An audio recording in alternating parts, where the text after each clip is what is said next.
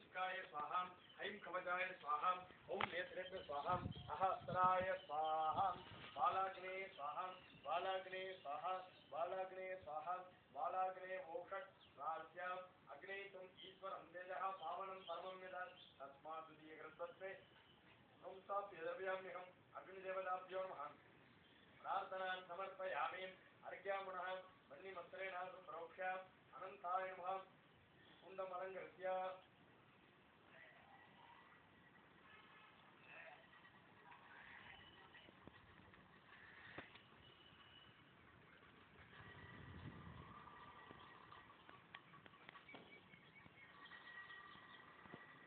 अर्घ्यामुनः अस्त्रेण सम्प्रोक्ष्य अनन्तासनाय नमः सिंहासनाय नमः योगासनाय नमः पद्मासनाय नमः विमलासनाय नमः विमलासनमध्ये ओम हां महाकाल्यासनाय नमः महाकाली मूर्तये नमः ओम ओम ईशानमुद्राय उमायै नमः मूर्तिं ओम हें चतुर्वक्त्राय गौर्ये नमः वस्त्रें ओम होम अघोरगदयाय गंगायै नमः गदयं ओम हें वामदेव्याय गणाम्बिकाय नमः नाभों ओम हम सत्योजातमूर्ताय अंबिकाय नमः पादयोः ओम ओम शान्त्यादिकलाय नमः मूर्तिं शान्तिकलाय नमः वस्त्रें विद्याकलाय नमः हृदयं प्रतिष्ठाकलाय नमः नाभो विवर्तिकलाय नमः पादयोः इति विन्यस्य हस्ते पुष्पं गृहीत्वा एकवक्त्रां तु नेत्रां च सर्वाभरणभूषितां ध्यायेत् महाकालीं पूजयाम्यहम् महाकाल्यै नमः वर्णोवाक्यम् आवाहनति योनिमुद्रां प्रदर्श्य अर्घ्यं दत्त्वा आत्मदत्तु विद्यात्तु श्रुदत्ताय नमः महाकाल्यै नमः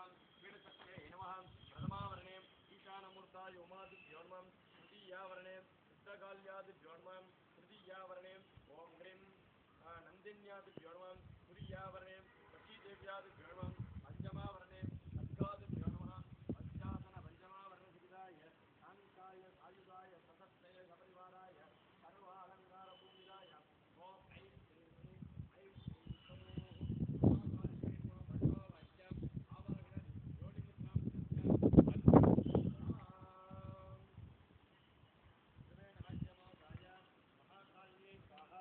महाकाल्यै स्वाहा बालाग्निवक्त्र महाकाल्यै स्वाहा महाकालीवक्त्र बालाग्निये स्वाहा ओं ओं ओं ओं ईशानमुद्राय उमायै स्वाहा ओं हें ओं ओं तत्पुरवक्त्राय गौर्यै स्वाहा ओं हुं हुं हुं अघोरगदयाय गंगायै स्वाहा ओं ह्रीं हुं हुं वामदेव्याय गणाम्बिकायै स्वाहा ओं हुं हं हुं सत्योजातमूर्ते अंबिकायै स्वाहा ओं हुं हां हुं हृदयाय वामिन्यै स्वाहा ओं ह्रीं हुं हुं जलदे नीलिन्यै स्वाहा ओं हुं हुं हुं शिखायै चक्रण्यै स्वाहा ओं हुं हैं हुं कवचाय पादाङ्गे स्वाहा ओं हुं हुं हुं नेत्रेभ्य गड्डिन्यै स्वाहा ओं हुं हः हुं अस्त्राय काम्बिन्यै स्वाहा बालाग्निवक्त्र महाकाल्ये हुंबट् ओं हुं हुं हुं ईशानमुद्राय उमायै हुंबट् ओं हें ओं हुं तत्पुरवक्त्राय गौर्यै हुंबट् ओं हुं हुं अघोरगदयाय गंगायै हुंबट् ओं ह्रीं हुं हुं वामदेव्याय गणाम्बिकाय हुंबट् ओं हुं हं हुं सत्योजातमूर्ते अंबिकाय हुंबट् ओं हुं हां हुं हृदयाय वामिन्यै हुंबट् ओं हुं ह्रीं हुं शिरसे नीलिन्यै हुंबट् ओं हुं हुं हुं शिखाय चक्रण्ये हुंबट् ओं हुं हैं हुं कवचाय पादाङ्गे हुंबट् ओं हुं हं हुं नेत्रेभ्य गड्डिन्यै हुंबट् ओं हुं हः हुं अस्त्राय काम्बिन्यै हुंबट् इति मन्त्रतर्पणदीपनं कुर्यात्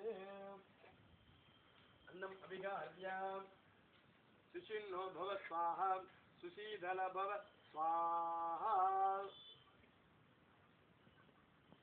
अदृजारदं बृहत् स्वाहा अदृजारदं बृहत् स्वाहा अदृजारदं बृहत् स्वाहा महाकाल्ये स्वाहा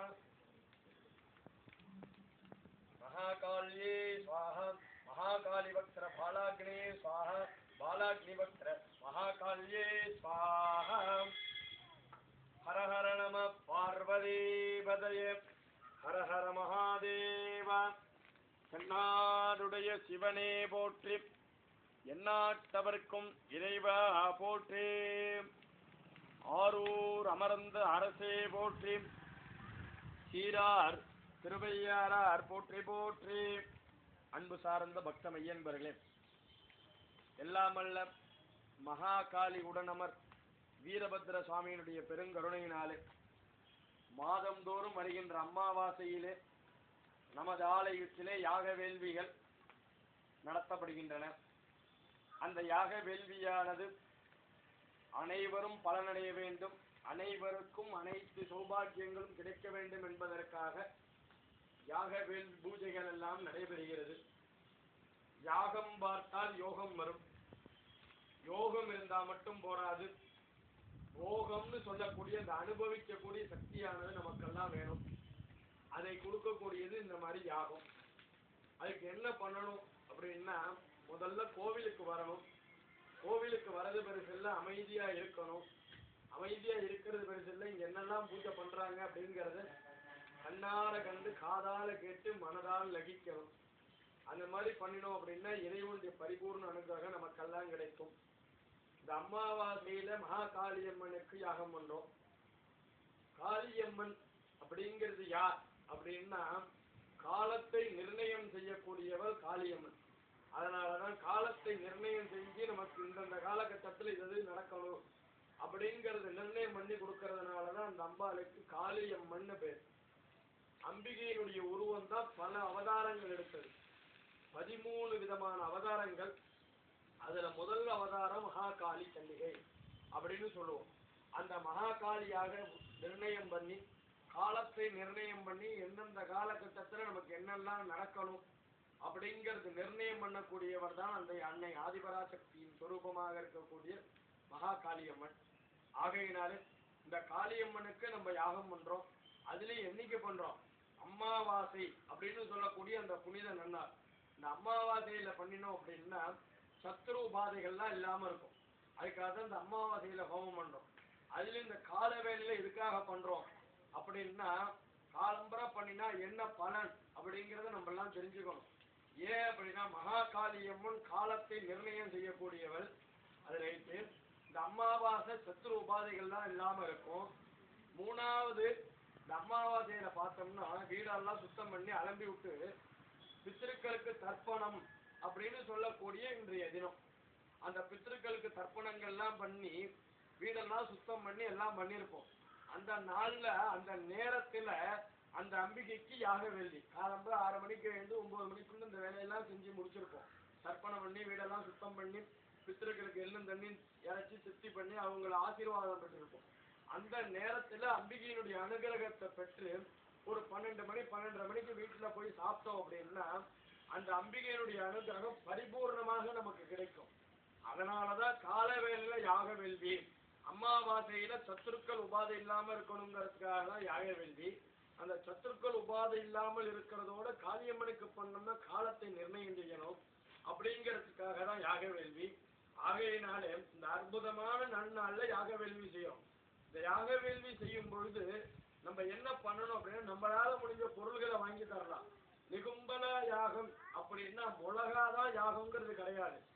நிகும்பலா யாகத்துல அதுவும் சேர்க்கணும், அவ்வளவுதானே தவிர மிளகா வாங்கி கொடுக்கறதுனால முழுமையான பலன் நமக்கு கிடைக்காது. நம்ம என்ன பண்ணணும் அப்படின்னா, ஹோமசாமம் வாங்கி கொடுக்கலாம், பசு நெய் வாங்கி கொடுக்கலாம், பழங்கள் வாங்கி கொடுக்கலாம். இப்படியாக ஒவ்வொன்றா வாங்கி கொடுக்கலாம். நம்மளால முடிஞ்சது மிளகா 100 மிளகா 10 ரூபாய்க்கு விற்கிறாங்க அப்படின்னு சொல்லிட்டு கடையில இருந்து 100 மிளகாய் வாங்கி கொடுத்துட்டா பிரயோஜனம் கிடையாது. 100 மிளகா வாங்கினா 1 கிலோ பசுநெய் வாங்கி கொடுக்கணும் யாகத்துக்கு. அப்ப 1/2 கிலோ பசுநெய் வாங்கினா 5 கிலோ பசுநெய் வாங்கி கொடுத்தாதான் 100 மிளகா வாங்கி கொடுக்கலாம். சும்மானாலும் கடையில கொடுக்குறாங்க அப்படின்னு சொல்லிட்டு 100 மிளகாயை மட்டும் வாங்கி கொடுத்தா பிரயோஜனம் கிடையாது. மிளகாதான் காரணம்னு கிடையாது. நிகும்பலா யாகம் அப்படின்னா நம்மளால முடிஞ்ச எந்த பழங்கள், ஆப்பிள், ஆரஞ்சு, மாதுளை, கொய்யாப்பழம், எங்க வீட்டுல கொய்யாப்பழம் நிறைய காய்க்குதுங்க, மாதுளம்பழம் நிறைய காய்க்குதுங்க, ஆனா பழங்கள்லாம் நிறைய வாங்கி கொடுக்கலாம், நிறைய யாகம் பண்ணலாம். இப்படி பழங்கள்லாம் யாகம் பண்ணணும் அப்படின்னா பல விதமான சௌபாகியங்களை தரவல்லது பழங்கள். பசு நெய் ஹோமம் பண்ணோம்னா காரியங்களை வெற்றி கொடுக்கக்கூடியது. இந்த ஹோமசாமம் வாங்கி கொடுக்குறோம் அப்படின்னா ஹோமசாமன்ல வலம்புரிக்காய் இடம்புரிக்காய்லாம் இருக்கும். இதெல்லாம் இந்த நரம்பு தளர்ச்சி எல்லாம் வராம இருக்கும். ஹோமசாமான்கள் 96 வகையான நாட்டு மூலிகை பொருட்கள். அதுக்காக தான் இந்த ஹோமசாமான்கள்லாம்.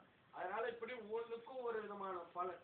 மிளகாதான் காரண காரியம் அப்படிங்கிறது கிடையாது. மிளகாயை தவிர்த்து வேற எந்த பழங்கள் வாங்கி கொடுத்தாலும் பழங்கள் மட்டும் வாங்கி கொடுத்தா போறோம், இல்ல ஹோமசாமம் மட்டும் வாங்கி கொடுத்தா போறோம். மிளகா வாங்குறோம் அப்படின்னா 100 மிளகா வாங்கணும், 1 கிலோல இருந்து 1.5 கிலோ வரைக்கும் பசு நெய் வாங்கி கொடுக்கணும் 100 மிளகாய்க்கு.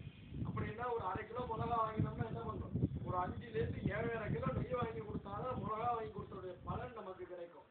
ஆகையினாலே மிளகா வாங்கி கொடுக்கறது 2வது பக்கமா வச்சுட்டு பக்கணங்கள், பழங்கள், ஹோமசாமா, பட்டு வஸ்திரங்கள், பால், தயிர், இளநீ, சுவாமிக்கு அபிஷேகத்துக்கு இதெல்லாம் வாங்கி கொடுக்கலாம். ஏன் அப்படின்னா எல்லாரும் எல்லா விதமான சௌபாக்கியத்தையும் பெறணும். சத்துருக்கள் உபாதை இல்லை, எல்லாருக்கும் இல்லாம இருக்கணும். இந்த பூஜை பண்றாரே ஜீவா அவருக்கு மட்டுமா? அப்படி கிடையாது. இந்த கோவில் வளர்ச்சி அடையணும், கோவிலுக்கு வரக்கூடிய பக்தர்கள் நாமெல்லாம் பரிபூர்ண அனுகிரகத்தை பெறணும், எல்லாரும் எல்லா விதமான சௌபாக்கியத்தையும் பெறணும். அப்படிங்கிறதுக்காக தான் இந்த அமாவாசையில கிட்டத்தட்ட ஒரு 3-4 வருஷமாக யோஜனை பண்ணி இந்த அமாவாசையில யாகம் ஆரம்பிக்கணும் அப்படின்னு சொல்லி ஆடி அமாவாசையில யாகம் ஆரம்பிச்சு அற்புதமா 2வது அமாவாசை ஆவணி மாசத்துல நம்ம எல்லாம் பண்றோம். எதுக்காக? எல்லாரும் எல்லா விதமான சௌபாக்கியத்தையும் பெறணும் அப்படிங்கிறதுக்காக தான் இந்த யாக வேள்வி. அப்படி இருக்கும் பொழுது இந்த காரியங்கள் சத் விஷயங்கள் எல்லாரும் சௌபாக்கியமா இருக்கணும், எல்லா விதமான சௌபாக்கியத்தையும் பெறணும் அப்படிங்கிறதுக்காக யாகம் பண்றோம். அப்படிங்கிறப்ப நம்மளால முடிஞ்சது ஒரு ஹோமசாமம் வாங்கி கொடுக்கலாம், பழங்கள் வாங்கி கொடுக்கலாம், பக்ஷணங்கள் வாங்கி கொடுக்கலாம், பால் வாங்கி கொடுக்கலாம், தயிர் வாங்கி கொடுக்கலாம், இளநீ வாங்கி கொடுக்கலாம், சந்தனாதி தைலம் வாங்கி கொடுக்கலாம். இப்படியாக பல சத் வஸ்துகள்லாம் இருக்கு, அதெல்லாம் வாங்கி கொடுக்கலாம். அதை விட்டுட்டு மிளகாதான் காரணம் அப்படிங்கிறது கிடையாது. ஆகையினால இந்த தடவை பரவாயில்ல, போன தடவை பரவாயில்ல, இதுக்கு மேல அடுத்த தடவை அமாவாசைக்கு வரோம் அப்படின்னா உங்க ஜீவாஜா இங்கதான் இருக்காரு, அவரை பார்த்து ஹோமசாமம் வாங்கி கொடுக்கட்டுமா நெய் வாங்கி கொடுக்கட்டுமா முதல் நாளே நம்ம கேட்கலாம். ஏன்னா ஒருத்தர் ஹோமசாமம் எல்லாருமே ஹோமசாமான் வாங்கியிருந்தாலும் பிரயோஜனப்படாது. ஒருத்தர் ஹோமசாமம் வாங்கி கொடுக்கலாம், ஒருத்தர் நெய் வாங்கி கொடுக்கலாம், ஒருத்தர் பழங்கள் வாங்கி கொடுக்கலாம், இப்படியாக வாங்கி கொடுக்கலாம். ஆகையினாலே அவரவர்கள் தங்களால முடிஞ்சதை வாங்கி கொடுத்து இறைவனுடைய பரிபூர்ண அனுகிரகத்தை பெற வேணும். சத் விஷயங்கள் நமக்கு நல்லது நடக்கணும், எல்லா விதமான சௌபாகியங்களும் கிடைக்கணும் அப்படின்னா அதுக்கு ஹோமம் பண்ண வேண்டிய ஒரே பொருள் ஹோமசாமான், நவதானியம், பழங்கள், அது மட்டும் இல்ல பட்டு வஸ்திரம், பால், தயிர், இளநீ, இவைகளினால ஹோமம் அபிஷேகம் இதெல்லாம் பண்ணணும் அப்படின்னா காரியங்கள் கைகூடி உடனடியாக வெற்றி அடையும். ஆகையினாலே நாம் அனைவரும் இறைவனுடைய பரிபூர்ண அனுகிரகத்தை பெற்று எல்லா விதமான சௌபாகியத்தையும் பெற வேண்டும் என்பதை பிரார்த்தனை செய்து கொண்டு இப்பொழுது யாக வேள்வியை தொடங்குவோமாக.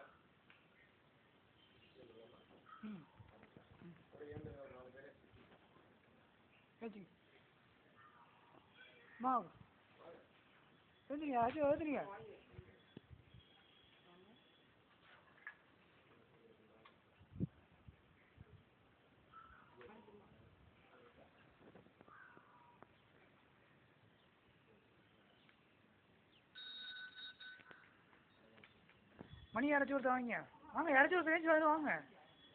ஏன் யோசிக்கிறீங்க? அப்படியே நீங்கள் முன்னாடி போயிடுங்க, மணி அடிக்கிறவங்க கொஞ்சம் முன்னாடி போயிடுங்க.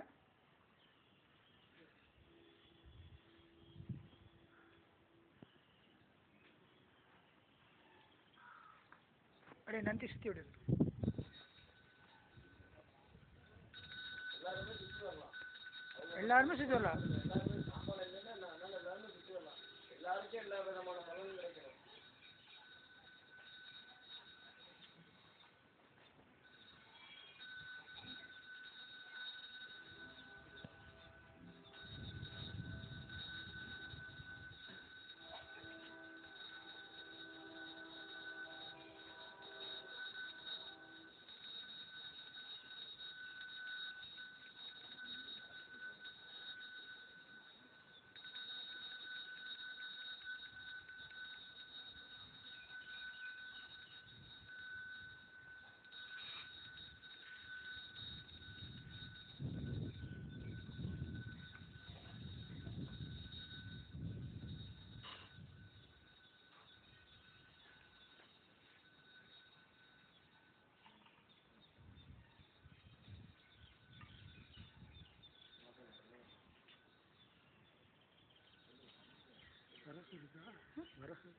இருக்காது எடுத்துக்கலாங்க, இங்கே இருக்கும் பாருங்க. அதை கண்ணா எடுத்த சொல்கிறேன்.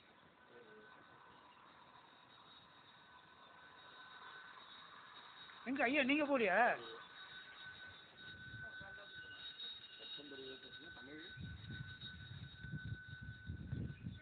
அப்படியே வாங்க.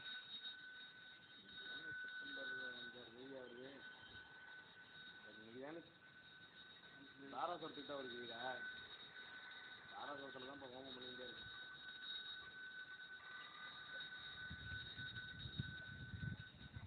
அப்படியே வந்துருங்க, அப்படியே வந்துருங்க.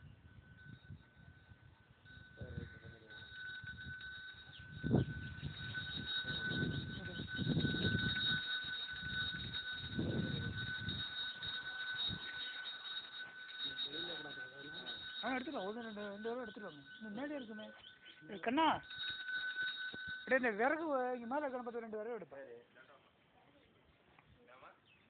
இந்த மேலே விறகு இருக்கும் பாருங்க, விறகு ஒரு 2-3 விரவை எடுங்க.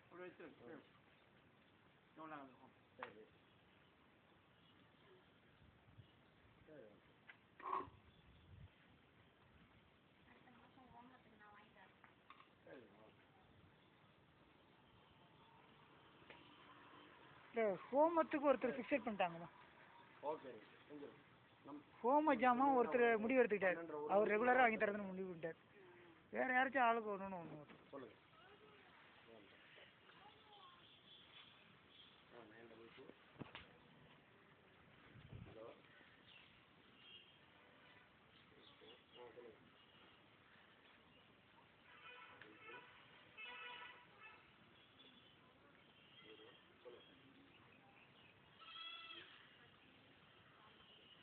கண்ணா இருக்கா? சரி நான்